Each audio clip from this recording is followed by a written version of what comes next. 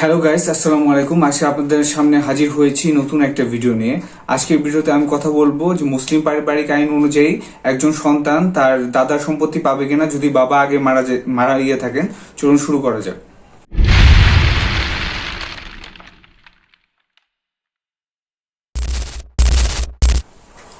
প্রথমে আসি হচ্ছে মুসলিম পারিবারিক আইন কাকে বলে।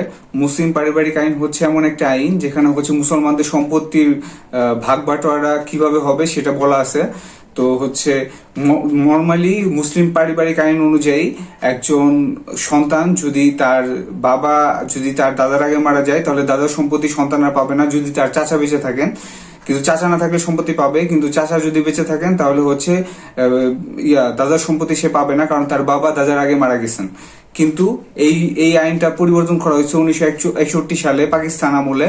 তখন এই আইনটাকে পরিবর্তন করা হয়েছে এরকম ভাবে যে কারো যদি বাবা আগে মারা যায় দাদার আগে, এবং দাদা মারা যাওয়ার পরে সম্পত্তি চাচা থাকা সত্ত্বেও সে সম্পত্তির ভাগ পাবে।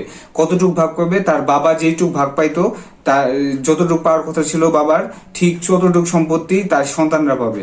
সো আমরা যদি মুসলিম পারিবারিক আইন 1961 এখন হচ্ছে বাংলাদেশে যে আইন আছে সেটা হচ্ছে পাকিস্তান আমলের আইনটাকেই ফলো করে। সো বর্তমানে বাংলাদেশে কেউ যদি তার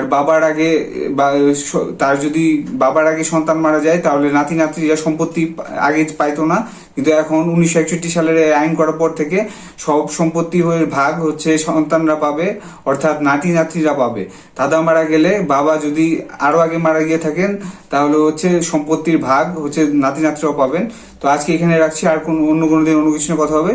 আল্লাহ হাফেজ।